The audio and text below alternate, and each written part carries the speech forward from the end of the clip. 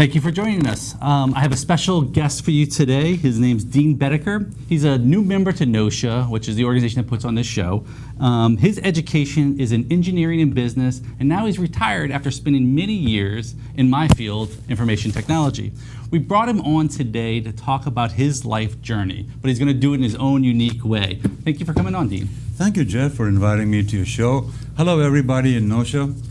I hope everybody's in a good mood. I was until you started talking. Everybody except the grumpy guy in the audience. But we do have a cure for that. Somebody please give him a tall glass of Jack Daniels mixed with half a cup of castor oil. That might cure it.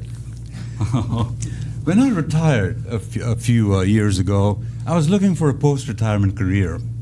Astronaut was out, so was Olympic gymnast, trail boss, and a porn star. And then I thought, what about stand-up? I could do stand-up as long as I can stand up. So I asked my wife about it, and she said, don't do it. You'll just make a fool of yourself. I thought, I'm retired. I play the fool every time a granddaughter comes to visit. I wear a black shoe and a brown shoe when I go get the mail, and nobody says anything. So I practically have a license to make a fool of myself. So you're a relative newcomer to comedy, though, right? Well, I hope you all are easily amused because this is only my fourth gig. My first gig was in a hospital. I figured the patients could use cheering up. They put me to work in the mental ward on the 6th floor. Best gig I ever had. The audience was laughing even before I got there. But seriously, my comedy career is going quite well. Last month I was in Los Angeles. We had a small ceremony where I had got my handprints on the Hollywood Walk of Fame.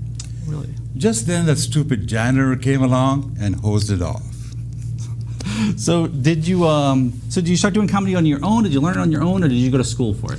I looked around and I enrolled in Joe Fantanucci's online school of stand-up comedy.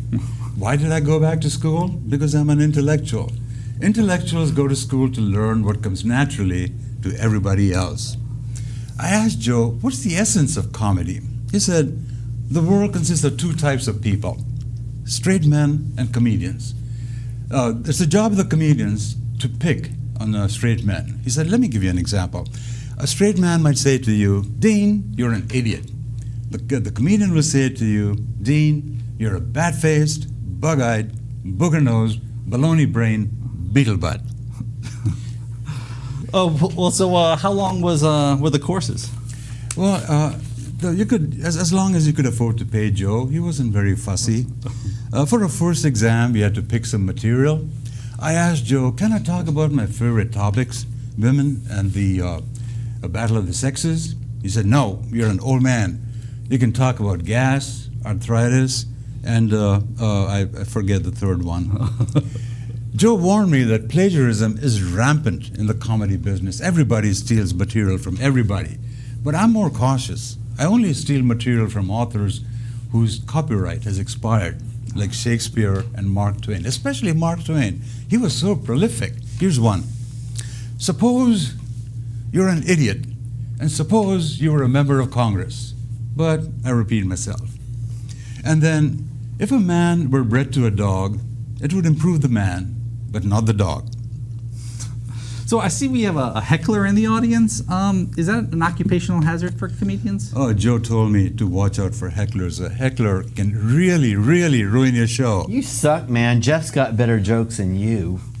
Sir, I talked to your partner before the show, and they told me if that pest bothers you one little bit, they would kick his butt from here to Puyallup.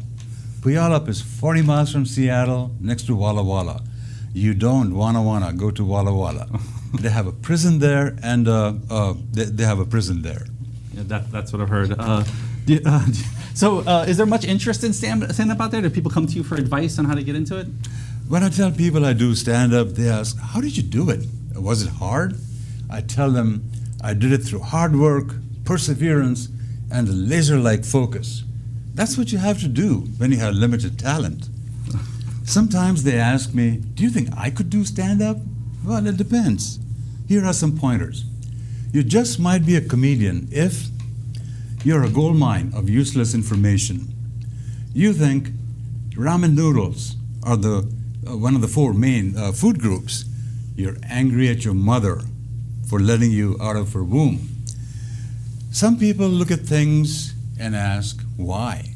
Others look at things and ask, why not? If you look at things and ask, what's up with that?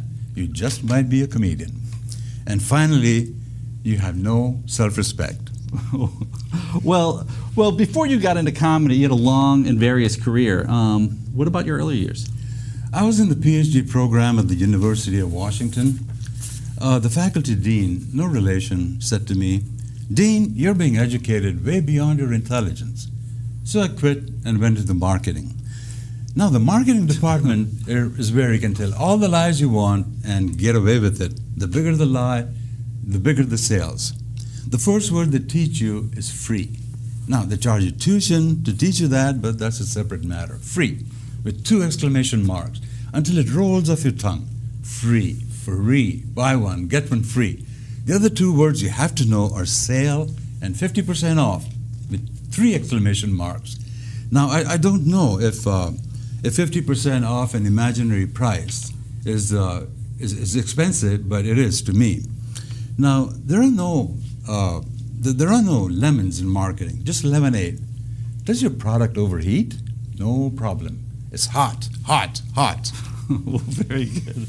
So, after your marketing career, you became an office worker, and that's what you did most of your life. What was that like? I worked for large corporations, mostly in a cube farm. A cube farm is like a prairie dog town, where each employee gets a cubicle, a desk, a chair, a computer, and a wastebasket. The wastebasket is important because waste paper is the main output of a cube farm. There's no privacy when I was there. On one side, there was a lady who talked to her plants all day, and the other side was a guy who loved to tell tall stories about growing up in Butte, Montana. The cube farm comes alive only at 5 p.m., and when someone else, donuts in the break room. When I worked there, I carried a fancy leather briefcase to look important. Inside was a banana and a newspaper. The banana was for lunch, and the newspaper was to swat fruit flies that germinate inside bananas. Now, the one thing cube dwellers love to do is complain about their manager. I remember I was in the men's room with a colleague, and we were carrying on about a manager, that bum, that good-for-nothing dictator. Suddenly, the door to a stall opened. Who should walk out but our manager? Without saying a word, he walked over to the sink, washed his hands, combed his hair, and said, to no one in particular, always know what shoes your manager is wearing. Well, and then you became a manager. Did you learn anything from your managers? Oh, I've had many managers over the years. One manager told me to start my PowerPoint presentation with a joke, so I put my paycheck on the first slide. Oh. Another manager used to boast, I always listen to my gut. And we all wondered, where does he put his head while he's listening to his gut? Later on, I became a manager myself, and they gave me an office with a window overlooking an alley. I had an open door policy, not because I was a good manager, but because the door hinge was broken and nobody knew how to fix it. As a manager, I loved to delegate. That meaning I handed off all my tasks to my employees, the ones that I didn't want to do, which left me with lots of time to attend meetings, suck up to my boss, and generally pretend to be busy. We had to go through an annual dreaded ritual called the annual performance review. Now, I don't know of any employee whose behavior ever changed because of a performance review. So I decided to short-circuit the whole thing and ask them just one question. Is this it? Or are you going to get any better? Or is this it?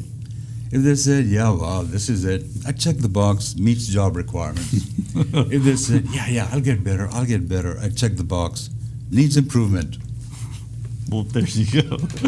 Oh, well, you also have a degree in engineering. Now, there's a lot of rumors about engineers. Are engineers really that different? Well, women run when I tell them I'm an engineer, and the men aren't that far behind. People just don't understand engineers. Let me illustrate with a story from engineering school. One afternoon, I rode up to the dorm on a brand new bike. My roommate was like, "Dude, where did you get that?" I said, "I was sitting on the quad under an oak tree solving differential equations when this gorgeous blonde came roaring up on the bike. She threw off all her clothes, threw her arms open, and said, 'Take whatever you want.' My roommate nodded thoughtfully and said, 'Good choice, man. Her clothes wouldn't have fit you.' I wasn't particularly athletic in school, but I did play goaltender on the water polo team. Nobody dared to score a goal against me. I made sure the water around the goal was always warm." Hey, Dean, you're sitting too close to the microphone. Could you move a little back a little? Oh, how's this? No, move back some more. How far back do you want me to go? Do you have a car? The answer is Drew Brees, Big Ben, and you. So what's the question? Name a jock, a clock, and a crock. So, so as I understand, you worked in my field, which is IT in the computer business, and this was in Boston when Boston was Silicon Valley back in the day. You were there when it was hot. That's right. I worked for a computer company in Massachusetts, or as people from Maine call it, Massachusetts. We lived in Athol, and people would ask me, "Where do you live?" And I'd say in my unique accent, "Athol." And they said, "Gee, I was only asking. No need to get personal." I coached Little League when we lived there. My team was 2-12 for the season. I don't know, we had a good team on paper. Unfortunately, the games were played on grass. In those days, printers came with daisy wheels and tractor feet paper. Now, there's no word in the English language for the two strips, one on each side of the paper. So the NPR station in Boston decided to hold a naming contest. I submitted the word perfory because of the perforations and won second prize, which was a $10 gift certificate to Burger King. The winning entry came from a lady at the VA, and the word was chit. And everybody was like, "What the heck is chit?"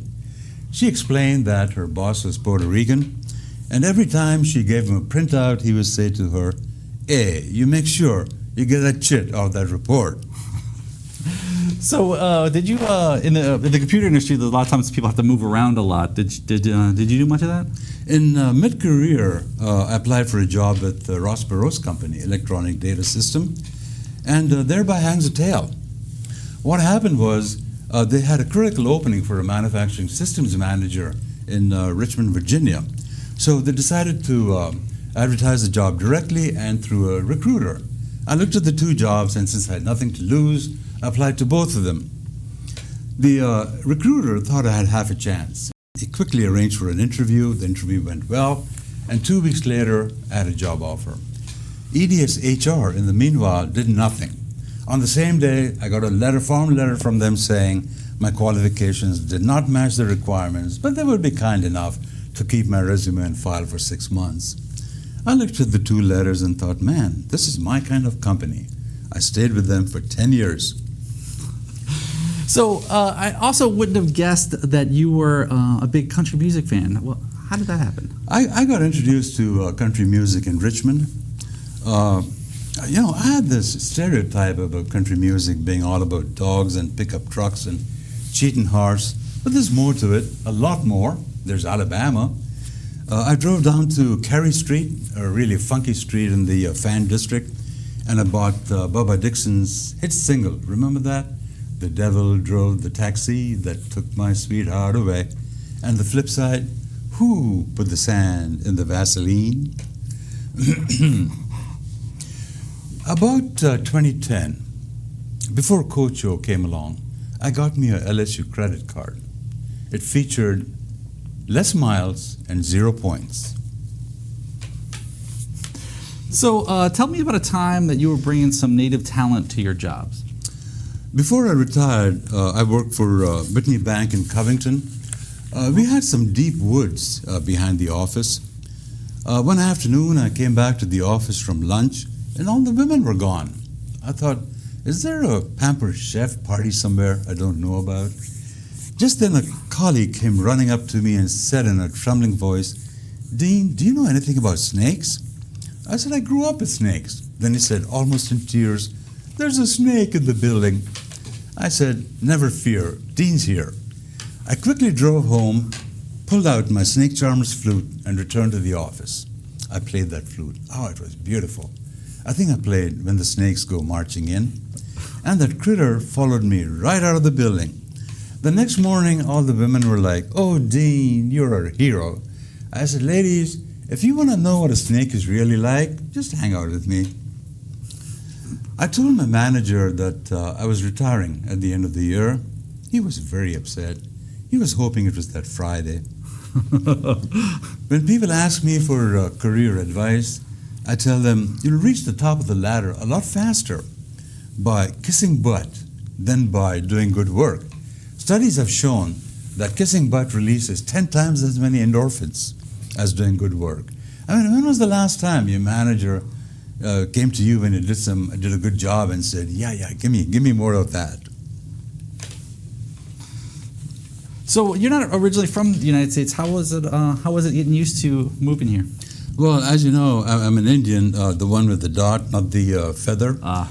English is my third language. My second language is COBOL. Early on, I was driving on the interstate with a friend when some idiot cut us off, and my friend said, "Flip him the bird." I'm thinking, what bird? I don't have a bird. And what do you do with the bird after you flip him? So I just gave him the finger.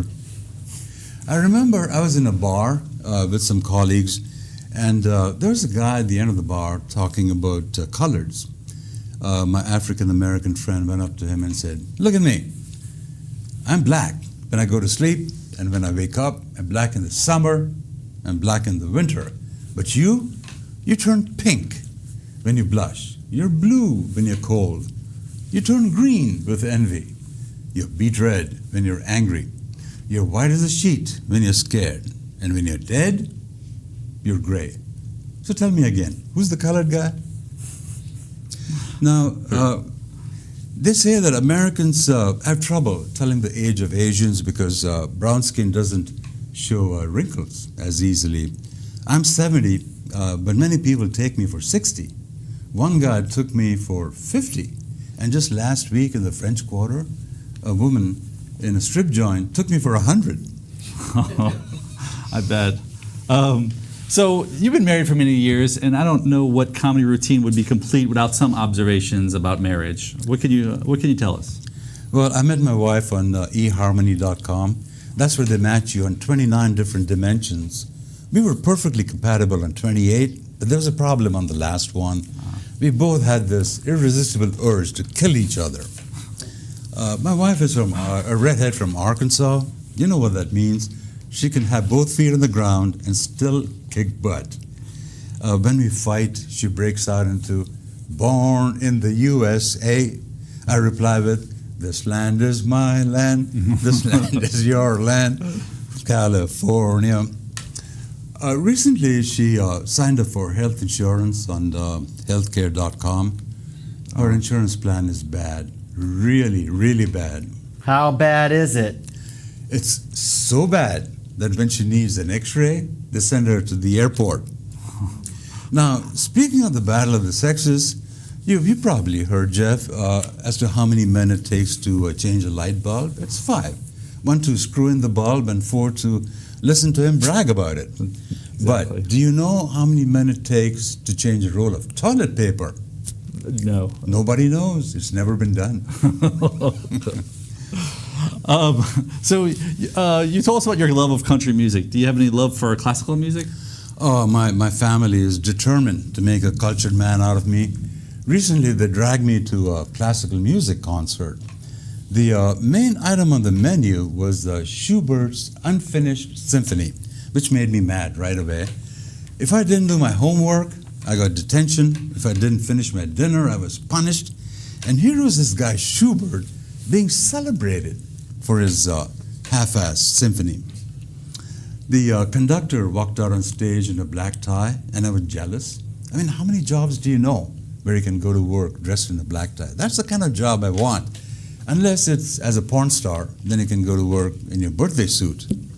The concert started well. The drums were banging. The horns were tooting. But then the mood changed. The violins started screeching.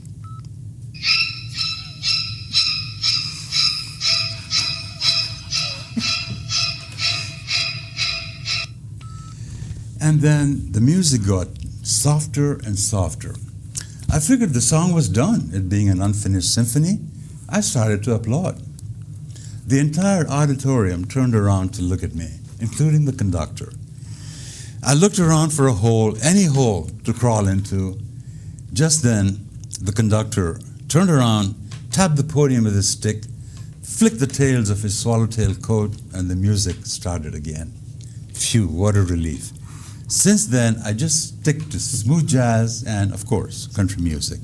Well, after that musical disaster, at NOSHA we have a strong interest in science, and I assume you do. How do you keep up with current events in science? Well, let me give you an example.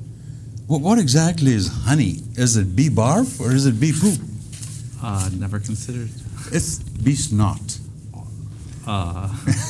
You probably know that last December a Chinese spacecraft landed on the dark side of the moon. But I'll bet you didn't know what Paul Harvey used to call the rest of the story. Turns out a couple of years ago, NASA set up a top secret moon base on the dark side of the moon. There are 5 astronauts living there, and they're mining for rare metals and doing research on jet propulsion under low gravity. Well, some months ago, they got a hankering for Chinese food. And you know that Chinese restaurants would deliver anywhere, even to the dark side of the moon. So the spacecraft landed, and the astronauts feasted on Peking duck, mugu gai pan, and mushu pork. You know, after a feast like that, do you think they'd be happy? But no, they were pissed. The restaurant forgot to deliver fortune cookies. And now the poor astronauts don't know what's going to happen. Are they ever going to see their families again? They don't even know what lottery numbers to play. And now, you know the rest of the story. So, if you don't mind me asking, is your comedy career hampered by your accent? I don't have an accent. This is how the English language sounds when it's pronounced properly. Oh. And now for something completely different. Paraprosdokians. What are they, you ask? They're sentences that teeter on the edge between sanity and absurdity. Here goes. Where there's a will, I want to be in it. If all dogs go to heaven, isn't that a mailman's hell? How come wrong numbers are never busy? Women will never be the equal of men until they can walk down the street with a bald head and a beer belly and still think they're sexy. Can someone tell me how I can wake up dead? I love nonverbal communication. It goes without saying. So there's a lot of comedians that are famous for their old age jokes. Do you have some of your own? I turned 70 recently. That means a lot to me. For starters, it means I'm not dead. A friend of mine said, dude, you're getting to be an old bird. I reared back and said, what's that supposed to mean? He said, you got crow's feet, a turkey neck, you got pigeon toes, you're blind as a bat, but you think you're the cock of the walk. And to top it all, you're bird-brained. Well, can you maybe cast your comedy eye on secular humanism for us NOSHA members? Well, do you know what's the fastest growing community in the U.S.? It's atheists. But it's tough being an atheist comedian. The audiences are so skeptical. Yeah. And it's tough to find good atheist jokes on the internet. Nobody believes them. And you know the worst part? You can't buy insurance against acts of God. But the good news is that I have proof that God is an atheist. He made us in His image, and then He stuck us in a universe that's totally unfriendly. The universe has exploding supernovae, gamma ray bursts, neutron stars, black holes, and colliding galaxies. At the end of day 6, God looked at the mess He'd made and said, holy crap, I can't believe what I just did. And on day 7, he promptly became an atheist. On the the last MLK Day in January, I was marching in the civic parade, and the guy next to me was an evangelical preacher. We got to talking, and he asked me what my faith was. I told him I was an atheist. He looked at me like I was a fly in his soup. And then he said, you need to come to Jesus. I said, you need to come to your senses. He said, I have a big congregation. I said, not half as big as the congregation of flies sitting on a cow patty in the pasture. He'd had enough. He walked away muttering, Lordy, Lordy, Lordy. And that's how I won the argument but lost a preacher. Now, even though I'm an atheist, I believe in reincarnation because this life sucks, man, real bad. Last year, we were in Costa Rica. We saw some caimans, toucans, sloths, and howler monkeys. When we came back, I said to my wife, in my next life, I'd like to come back as a howler monkey. She said, why? I said, because only the males are allowed to talk. She thought about that for a minute and then said, I think you should come back as a praying mantis. Innocently, I asked, how come? She said, because then after sex, I can bite your head off. Went over well. Some of us may be going on a cruise later this year, and as I understand, you have a cautionary tale to tell us. I do, Jeff. A few years ago, I was in a cruise ship in the Indian Ocean. It was a beautiful Sunday afternoon, and I was relaxing on the poop deck. As to why it's called a poop deck, that's a story for another time and place. When out of nowhere, a huge wave washed over the ship. I was thrown into the water. As I struggled to breathe, I noticed that there was an American and a Japanese in the water with me, and the cruise ship was sailing away. The situation was starting to look really, really bad. How did you know their nationalities? The American was muttering through clenched teeth, whiskey, tango, foxtrot, whiskey, tango, foxtrot. And the Japanese guy was moaning, I love sushi, but I don't want to be sushi. Just then the big shark came along and gobbled up the American and the Japanese. As he swam away, I yelled after him, hey, how come you didn't eat me? He looked back with disgust and said, I ate one of your kind last year, and my rear end is still burning. So the moral of the story is, if you're going on a cruise, eat lots of curry beforehand. It just might save your life. Well, thank you for coming, Dean. That's all the time that we have. I thank you for coming. Thank you for inviting me, Jeff. As we say on the planet Vulcan, live long and perspire. And thank you. Though that's the actually, and we have like, you guys, we have like about 30 seconds on the roll before it's all over. So how long did it take? Well, there it is. Well,